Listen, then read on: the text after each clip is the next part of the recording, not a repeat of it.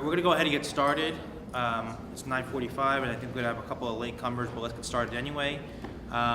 Just one thing, we don't have any microphones in the room today, so if you're going to speak, so this way the camera picks you up, please speak loudly so we can have this on our wonderful website. Welcome everyone to our January Borough Service Cabinet meeting. Happy New Year. It's our first meeting back since last year. Hope everyone had a great holiday, great 3-day weekend. Just a couple of one quick announcement from our office. For those of you that don't know, community board applications are currently live on our website, and the deadline to apply is January 31st, so it's coming up soon. So I know that community boards already have that information. If you know anyone that wants to apply for a community board, if anyone here wants to apply for a community board, aside from the district managers, it's on our website, brooklyn-usa.org, and you can apply up to January 31st. Please spread the word. We're looking to get as many applicants as possible, and it really is a good way to get involved in the community, obviously. At this time, I want to see if any district managers have any announcements they'd like to make. Actually, I'll start my annual monthly reminder that Community Board 14 is planning its annual youth conference, and it will be early May. The date hasn't been finalized yet, but anybody, any organizations, agencies, or colleagues who know of a youth organization that would like to reach out. We get about 600 young people walking through the doors at this event, so please put them in touch with Community Board 14 if they'd like to participate. Great, thank you. Any agencies have any announcements they'd like to make at this time? Okay. It is my understanding that reappointment notifications to existing community boards members are not going out, and that it's the onus of the member to go to the website. I'll have to double check that for you. I don't know exactly whether a special notification was sent to those members, but at a minimum, anyone who's interested in applying, whether you're an existing member or a new member, should go to the website and download the application. We have 2 applications on the website, one for new members, one for reapplying members as well. So if they haven't gotten that notice, I'll double check that and get back to you, but at a minimum, they should be checking the website just to get a copy of the application. Any announcements from any of our agencies today? No? Okay. We actually had a change in the agenda, and our third agenda item had to cancel earlier this morning, a presentation on the new civic engagement platform by Commune, and they're going to come at a future time to present to the Service Cabinet. So with that, I'm going to turn it over to our first agenda item, which is a presentation by DOT and New York City Transit on select bus service throughout Brooklyn.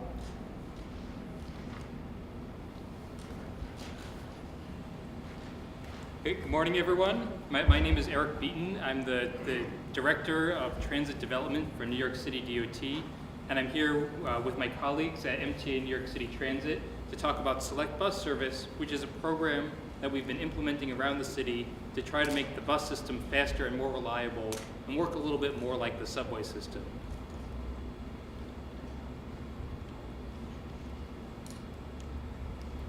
Is that working? See if the clicker works. No, it's not going for you? Seems like it'll turn the volume up and down.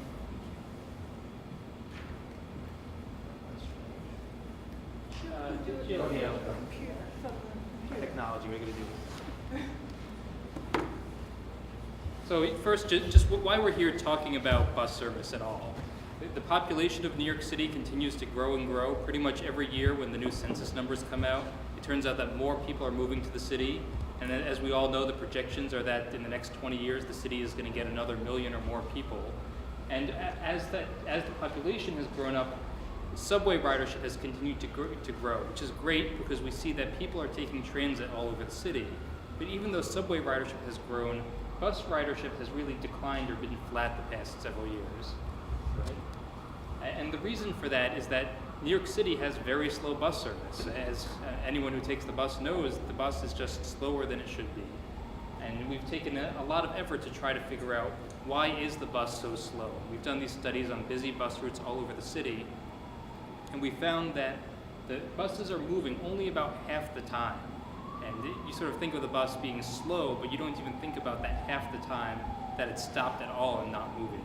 So what we want to do is think about ways that we can make the bus move faster when it's actually moving, and also ways that it can spend less time stopped at traffic lights and less time stopped at bus stops picking up and dropping off passengers. To do this, we really have to work very closely between my agency, New York City DOT, and MTA New York City Transit. The reason for that is that DOT sort of runs the streets and the traffic lights in the city, but New York City Transit runs the buses, and so there's very little you can do to help the bus without New York City DOT being involved, but very little that the city can do without the MTA being involved. So this program is really a very close partnership between these two agencies. So we have a toolbox of things that we use all over the city to try to make bus service faster, and we combine these things in different ways on different corridors. So what I'd like to do is first just give you an overview of the toolbox, the different types of things that we can do, and then I'll turn it over to Sarah Weiss from New York City Transit, who will talk about some of the more specific things that we're looking at here in Brooklyn. So the first thing that we look at is dedicated bus lanes. These are reserving areas of the street so that the bus isn't caught behind other traffic. And where I like this picture is that it shows the new type of bus lane that we like to use, which is called an offset bus lane. I think people hear bus lanes and they think, oh, that means you have to take out all the parking. And really what we're able to do is design the street in a way so that you can maintain parking or truck loading or whatever is needed at the curb and have the bus lane be the lane next to the curb. With New York City Transit, we look at improved fare collection. What this means is it's basically taking the fare box that you pay with on the bus and putting it on the sidewalk so that before the bus arrives, you can pay for it. So at these machines over here, you can get a ticket before the bus comes. You have a little slip of paper that says you paid, and then when the bus shows up, it opens all of its doors, and people get on and off through every door. You don't need to show the receipt to the driver. You just board the bus like you're stepping on the subway. Now, people think, well, if you do that, how do you know people have paid at all? And the answer to that is that there's a team of enforcement agents employed by New York City Transit that are not police officers, but can go and check to make sure people have their ticket. And if they don't have a ticket, it's the same as any other fare beating ticket. It's a $100 fine. People don't get checked on every trip every day. The idea is to check people just often enough that they remember to buy their ticket. And when we've done this on Nostrand Avenue as well as on other routes around the city, we found that fare evasion has actually been going down because you have this enforcement threat. So it means that the bus spends a lot less time at the stop. You don't have a line of people who are looking for $2.50 change to get on the bus, and more people are paying. We look at what we call transit signal priority. And what this means is that our traffic lights have a computer in them that can talk to the bus. So when a bus is approaching a traffic light, instead of that light turning red right before the bus gets there, and the bus having to spend a whole minute just sitting waiting for the light to turn green again, that light can stay green just 5 or 10 seconds longer so that the bus gets through and can keep going. So to people on the street, it's almost invisible. Traffic moves just the same. There's no flashing light that says something happens, but the bus just gets to the end of its route a little bit faster. And we think that that's the kind of technology that we want to bring to these routes. We also think beyond just what makes the bus faster. And I know one of the big concerns with bus service is I'm standing there, it's cold, I'm standing on Sunday out in the rain. I don't know where my bus is. I don't know if I should go get a coffee. I don't know if I need to go find some place to sit. So we're going to be installing these signs that use the MTA bus time system to show where your next bus is. This is something that you can currently get on your cell phone at any bus stop around the city, but we know that not everyone has a phone, or even if you do, you don't always want to be pulling it out and typing in a long website to get there. So bringing these signs, like this is an example at Nostrand Avenue and Church Avenue, it really makes a difference to bus riders. We also find opportunities to really improve the quality of bus stops. So many places around the city right now, we can't put in a bus shelter, we can't put in benches, because the sidewalk is too narrow, or there's too much other stuff happening. So what we do at many of these locations is we build the bus stop out 8 to 10 feet. You can imagine this was the old curb line, and we couldn't have had trees here, we couldn't have had a shelter, because this sidewalk was so narrow. But by building it out these extra 10 feet, we can put in that big bus shelter, we can plant trees, we can put in new benches, and we can do all of this without blocking up the existing sidewalk.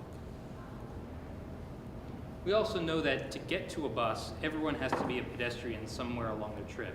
And as part of the city's Vision Zero initiative to reduce street deaths, we really look at all of these routes from a safety perspective as well. We want to make sure that when we look at these kinds of streets, we only do it every 100 years or so. So if we're doing something good for the bus, we want to make sure that we fix anything else that needs fixing along that street as well. Now, we don't just show up and say, here's what we're doing, it's happening tomorrow, you've got to like it. Every time we do a select bus service route, it involves a very intensive community outreach process that involves many of you at our community boards. We also hold public workshops. We hold meetings with bids or other kinds of stakeholder groups. If there's a hospital on the corridor, we'll meet with them. We want to meet with anyone who wants to have a stake in the corridor. And we also bring together a group of those stakeholders who meet on a regular basis that we call our Community Advisory Committee. So when we did Nostrand Avenue, that happened over the course of several years that we really developed that project. And that's a model that we really want to see continue. We have this toolbox of things we can do, but how it applies to specific corridors will really be dependent on the needs of that neighborhood. So we really take seriously that we want the community to have a stake in what we do. So I'll just give the overall results, and then Sarah will talk about Brooklyn. What we've seen, we've done 7 select bus routes around the city so far, covering all 5 boroughs, and we've seen a very consistent set of really high quality results. The buses go substantially faster, in the range of 15 to 23%. What that means is that for the average person on the average trip, they're saving about 5 minutes on the trip. That equates to 10 minutes per day, or about 40 hours saved per year. That's really big for someone who has a long commute every day. And we've seen that ridership really responds to that. We think New Yorkers make good choices about how they travel, and when the bus gets faster, we get more people taking transit, and that's good for everyone in the neighborhoods. We find that it's very popular. Every time we do a customer satisfaction survey, we get 95, 98, 99% satisfaction, which I think for anyone who takes the bus is sort of an unheard of number. And we find that the roadways get safer as well. That when we do these projects, we can really reduce crashes on the street and make it easier for people to get to the bus. So currently we're, as you may know, last year in November, well, 2 years, almost a year and a half now, in November 2013, we instituted select bus service on Nostrand Avenue. In doing so, we implemented new bus lanes. We implemented a lot of really great bus bulbs, traffic signal improvements, and all that. We're currently evaluating the project. We'll be releasing a report on it in spring. Currently, we're looking at 3 corridors, which we hope to implement this year. We're looking at Utica Avenue in Brooklyn. 4 corridors we hope to implement this year. We're looking at Utica Avenue in Brooklyn. In Queens, there are 2 corridors. Woodhaven Boulevard, which will probably be implemented not this year, but a little bit later. Flushing, Jamaica, and 86th Street in Manhattan. Utica Avenue was identified as one of the bus corridors most in need of some sort of bus rapid transit improvement. It has slow, crowded trips. But despite that, it carries about 50,000 people a day, which makes it the 2nd busiest bus route in New York City and the busiest bus route in Brooklyn. It connects to several trains and also several buses. Most interestingly, the connection between this bus and the B35 is the busiest bus-to-bus transfer in New York City.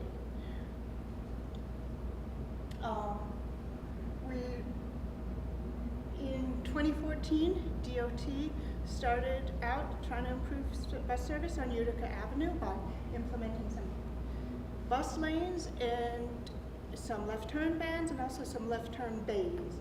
What we found is this speeded the bus, but also this speeded all of the traffic on Utica Avenue. This made things much clearer to people and was an improvement for everyone, not just bus customers.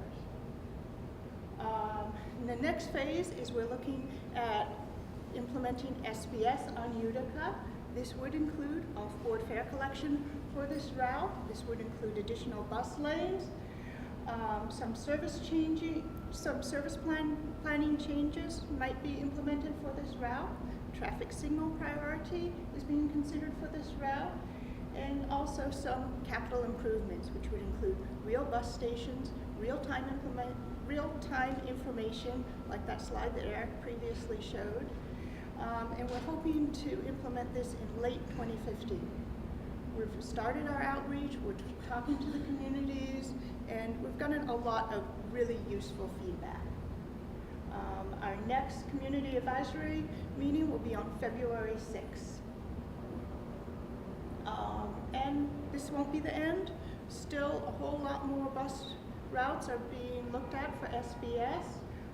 In Brooklyn, in addition to looking at Utica, we're also looking at a South Brooklyn crosstown route and a downtown Brooklyn to Ridgewood route. So, are there any questions? Yes.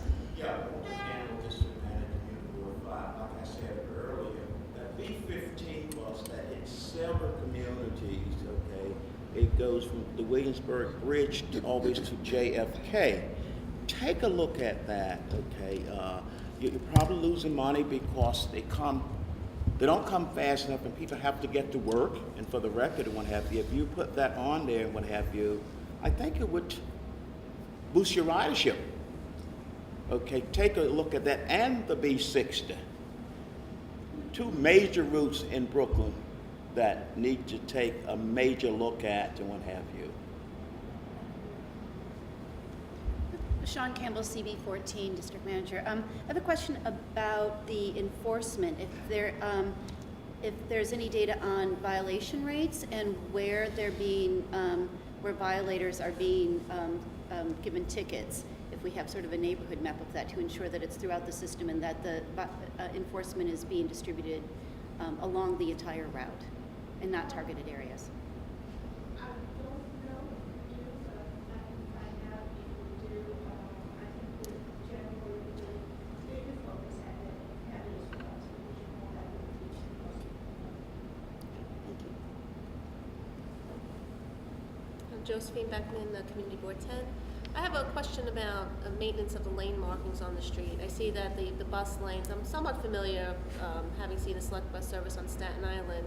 Are the street markings maintained like regular street markings? I've noticed that some have faded significantly since the implementation of the select bus service.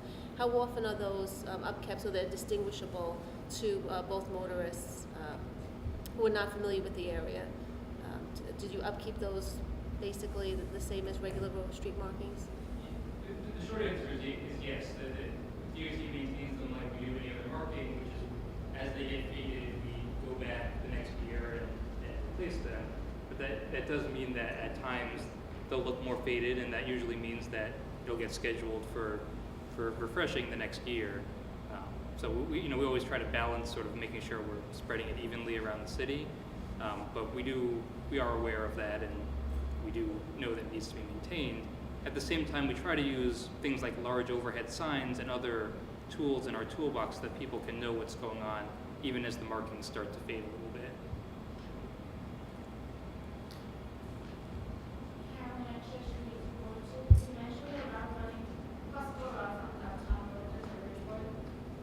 Any idea which line that may be?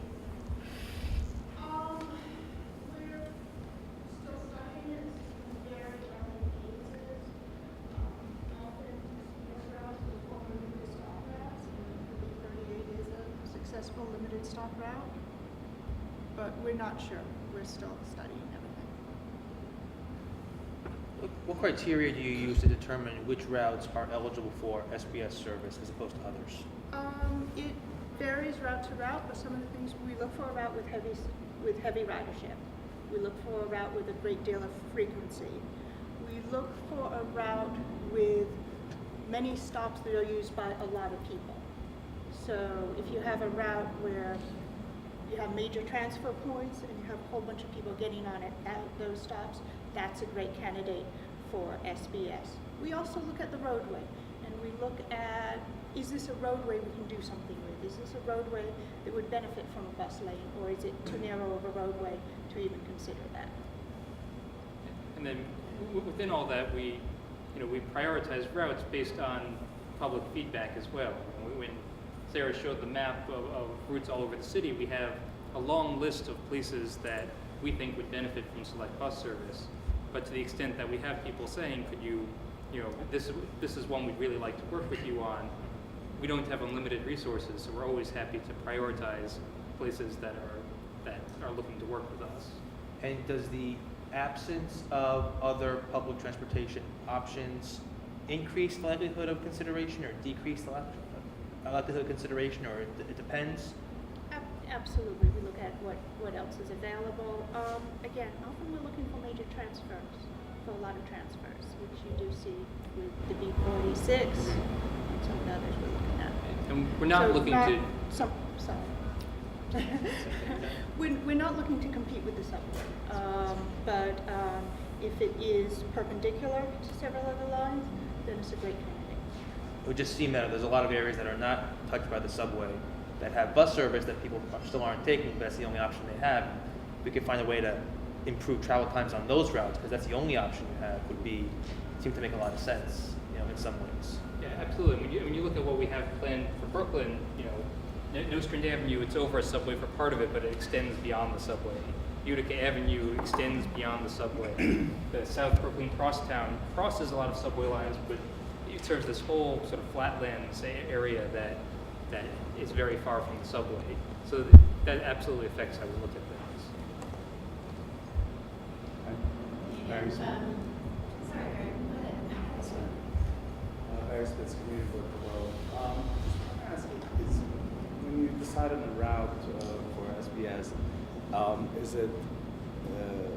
is it possible to do some bus routes without doing everything? Let's say a bus route is not eligible for a bus lane because the street is that narrow, but maybe putting the fare, being able to buy the fares in the streets would be able to be. So is it an entire package deal, or can you do some of those improvements without doing others? Every single bus route in New York City is absolutely unique, which can be quite frustrating, but also gives us a chance to mix up what we're doing. For example, this route right here, which is SBS, has onboard fare collection. We didn't bother with the off-board machines. Long stretches of SBS routes don't have bus lanes. Traffic signal priority isn't always used. So we look at the individual route and even the individual section of each individual route and find out what really serves the customers and what really is going to work in that case. It is possible. The answer is yes. Just in terms of process and all the community outreach that went along with the Rogers Nostrand SBS, there were, I forget, 40-some meetings over the course of a couple of years. There were meetings at Brooklyn College, at the community board. It was a great outreach effort, and yet, once the route was implemented, there was an outcry over the removal of at least one of the stops, two of the stops, but one in my district.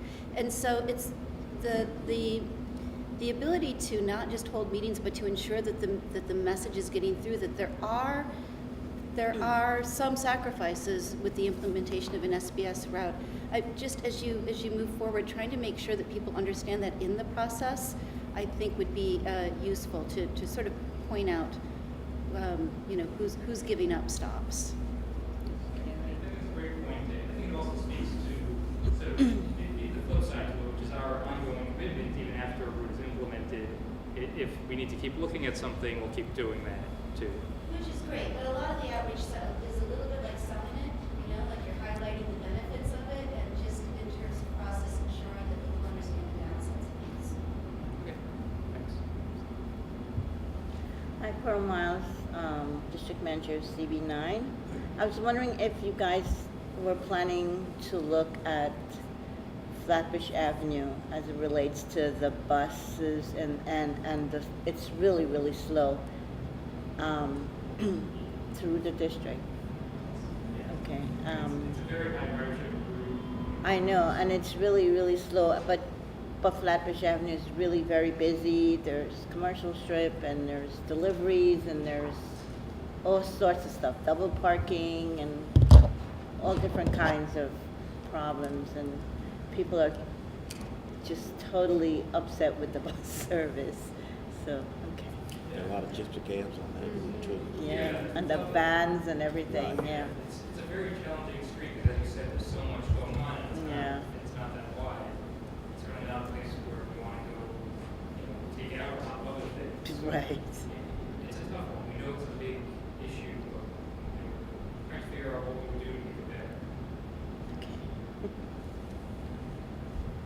The installation of bus-only lanes, do you have any enforcement issues with that, or how does that get handled? You know, cars that are traveling in bus-only lanes, or people that are parked in bus-only lanes, or double parked in bus-only lanes, how does that affect the system here on the plan? So the first thing we do is we try to make the lanes as self-enforcing as possible. That's why we use the red paint. It's why we use the big overhead signs.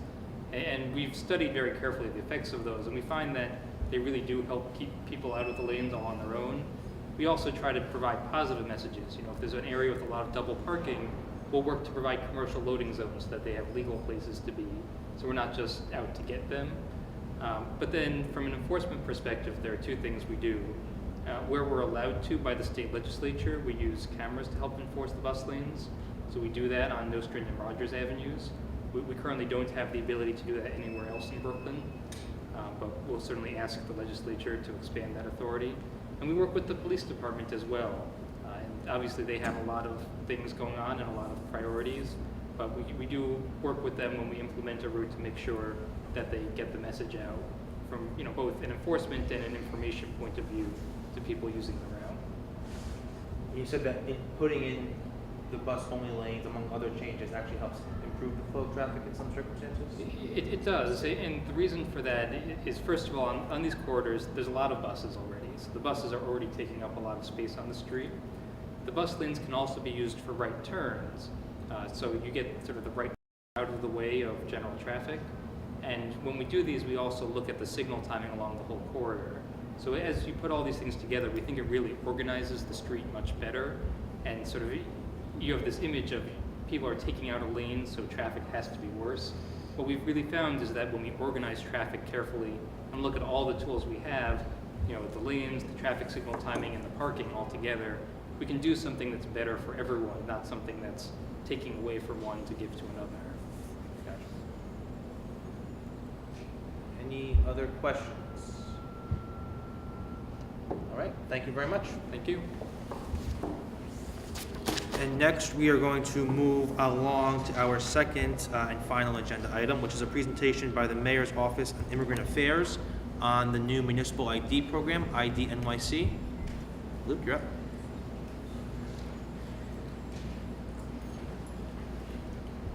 Need a. You just plug it right in.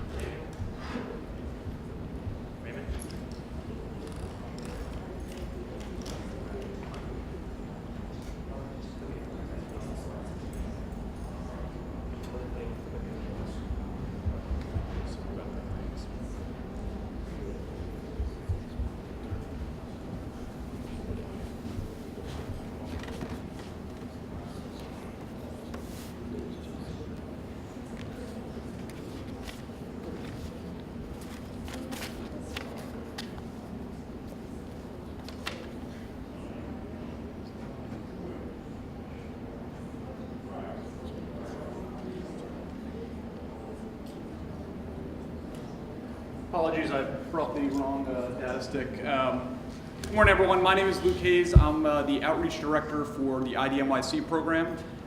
We just started last week, and it has been very well received in ways that we could not anticipate. I don't know if you've seen any of the news stories, but we've had lines at all 11 enrollment centers around the city starting 6, 7 a.m. From people looking to sign up for the card. So this last week was the opening, and by Wednesday we had to switch to an appointment system. So I hope everyone's had a chance to check out IDNYC's website. We are switching to appointment system just to deal with the volume. Within the first 2 days of the appointment system, we had 40,000 appointments signed up. I was just at a location in the Bronx Sunday, and we were scheduling people for late May and early June to come in and get the card. There are discussions happening right now about how to increase capacity, obviously, because of the demand for the card. Part of the reason the card, our capacity was as it was is other cities that have done a similar program, San Francisco, New Haven, only had about 1% of their city population sign up. So that was the only guideline we have. Obviously here in New York, there's much greater demand, and I think that speaks to some of the benefits that come with the card. Some important benefits that we want to make sure the community is aware of. Number one, this card can be used with the NYPD. It's a valid form of identification. We've been working with the NYPD to make sure that this card can be used. If you commit a summonsable offense right now, if you do not have a valid identification, you are sent to jail for 24 hours. This card can prevent that from happening. You can show the card, the police will accept it as a valid form of identification. Number two, we've had 13 credit unions and banks that will be accepting this card as a way to open a bank account, which we're hoping, especially for the undocumented and immigrant community, will reduce the amount of cash that they carry on them and allow them to, start to open bank accounts and build up some equity. Third, it can function as a library card at all 3 systems across the city. You can have it synced up with your library card, Brooklyn, Queens, and the New York Public Library system. It also allows you to enter into a public building, any government buildings in New York. This is especially important for schools. Right now, many people cannot enter school to see their children in a play or a PTA conference because they don't have a valid form of identification. This card will be used by school safety training officers. We've done trainings with them to let them know what the card is about and what to look for on it. And last but not least are the cultural institution benefits to this card. There's 33 cultural institutions across the city where if you present this card to that institution, you can then sign up for a free 1-year membership to that cultural institution. I grew up in the Bronx, and I know the Bronx Zoo these days about $25. I know there's Tuesday is a free day, but that's when everyone shows up. So we're hoping this card encourages locals to actually see a lot of the great tourist attractions we have in the city. And last but not least, another use of this card is the prescription drug benefit discount. You can get it synced up with your account, so you can use the card to not only take out a book, but also to access your discount on prescription drug benefits. Want to go back a little bit to the logistics of the card, because this week we've had a lot of lessons learned, and there are some conversations about what to do to increase capacity. We don't have a plan for that just yet. They're just finalizing it right now. The HRA is taking the lead, but we will be giving everyone an update on how we're planning to expand this capacity. Since right now we're expecting today we'll start booking people for appointments in June and possibly into July. Just to give a sense of the demand, of the 11 enrollment sites we have across the city, every enrollment site is up to late May and early June, from the Department of Finance in Staten Island to the Bronx Public Library. Every location we've had has just had lines out the door for the last week. And we're trying to come up with systems to accommodate this demand for the city.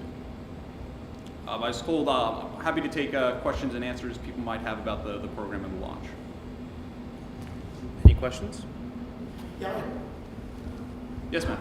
Really simple one. Is the card available for any New Yorker?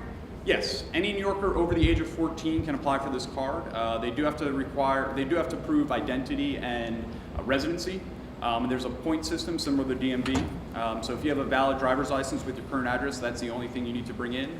If you have a driver's license without your current address, a bill, a cell phone bill, utility bill, lease agreement, there are a variety of documents you can show to prove your residency. Yes. Any plans to open centers in each community board district? Not each community board district right now. We do have a program called pop-up centers. And I was under the impression this would be similar to those RVs that you see to sign people up. Because the equipment involved with this, they're a little more stationary. But we are taking feedback from the community about where to have these pop-up enrollment centers. They can usually function anywhere from 2 to 3 4-week periods. They'll be started in March is the goal to get them up and running. But we do realize that 11 enrollment centers across the city, there are places that we do not have great coverage. Southeastern Brooklyn is one that we are certainly lacking in. For these pop-up enrollment centers, there are some things to keep in mind. We want to make them as accessible as possible to the public. So some of our enrollment sites are at larger libraries like the Grand Army Plaza Library, the Bronx Public Library, the Flushing and Jamaica libraries, just places that can accommodate both the enrollment center as well as the people lining up to get them. We also make sure they're ADA accessible as often as possible, and that there's space within the location that doesn't disrupt the flow. That's something we're conscious of, especially at libraries where you have people not only for the library but for IDNYC. So right now we don't have a plan for every community board, but we are trying to get feedback from the city across the communities of places where people feel like, rather than going on an hour-long train or bus ride, maybe a 10-minute commute is easier. Yes, ma'am. There's no fee. Right now it's free to apply, and it's going to be free through the end of the year. We'll have a better idea of if there will be any sort of charge later on. We're just kind of seeing how the the first year goes as far as sign up and use of the card.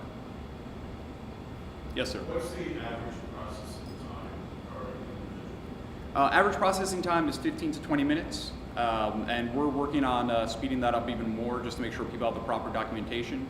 The enrollment process is rather simple. You sit down with the individual, you have an application that you've either filled out or filled out on the spot. You hand over your documents. They check to see that they're all up to speed. We then scan them into our system and give them back to you. So we do not hold on to any documents that you submit to prove identity or residency. After these documents are scanned, we have a team of auditors over here at One Metro Tech that goes through the documents just to make sure they are indeed valid. So if you have a passport from Croatia, we want to make sure that that's actually true. We're also going to be verifying your identity through LexisNexis and a variety of other databases. Something that's really important that we like to stress, this database for the IDNYC is isolated from any other database within New York City. We do not ask your status of immigration or otherwise, so there's no indication of whether you're here legally or not within this database. It is also, you have to, in order to access it, you have to submit a subpoena or warrant to a judge who will then review the warrant and subpoena to see if you do have a case to get access to this database. I know that that's a concern with a lot of the undocumented community here, and we've done as much as we can to ensure that their identity and their papers will not be taken by other authorities. We will also be a process of keeping these documents on file for a period of 2 years, and after 2 years, those documents will then be, the copies that we have will then be destroyed. Yes, ma'am. Yes, the ID is good for 5 years. There are also special carve-outs. I would like to make note, special carve-outs on the ID application process for homeless people and victims of domestic violence. So homeless people can use, a shelter that as their address. They can submit that as their address. They need a letter from the executive director or an employee at the shelter. And victims of domestic violence who want to keep their address hidden can use the PO box in Albany as a way to make sure that their spouse or abuser cannot look them up this way, or if they pick up the car, they can't find their location. If someone has an appointment 20 minutes after they sit down, 20 minutes later they walk out with a card, or the card gets sent to them later on? I'm sorry, that's a good point. The card is not given on site. Right now we estimate it will take 2 weeks to get it in the mail. So you go in on Monday, and ideally 2 weeks later you have a card in the mail. And to make an appointment for a process? Yes. So there are 3 ways to make an appointment. Number 1 is you can call 311. Number 2 is you can visit our website. Number 3 is you can go to an enrollment site. We are encouraging people to call or go online. Just enrollment sites every day seem to have hundreds of people at them, and we're trying to keep the crowd to a minimum. We have seen a reduction of crowds at the locations throughout the week, but we are encouraging people, rather than wait outside, especially in the cold, at 7 a.m. for a library that opens at 9 a.m. is call 311 or go online and make an appointment. And the website is? The website is idnyc.nyc.gov. Okay. Any other questions? All right, terrific. Thank you very much. Thank you very much. Have a good day. All right. And here I was thinking we would have a long meeting today, and that's the end of our agenda. Does anyone else have any other comments, questions, concerns they want to bring up at this time? Nope. All right then. Well, again, reminder, community board applications are due January 31st. You can get them from our website, brooklyn-usa.org. Our next meeting will be Tuesday, February 10th, which is just 3 weeks away, and we will see you all then. Thank you, everybody. I'm sorry, you're right, it was. It was extended to February 15th. Sorry, the deadline for the community boards was extended to February 15th. Correction, thank you, Barry. So please tell your community board members. Both. February 15th, yes. Great, thank you, everybody.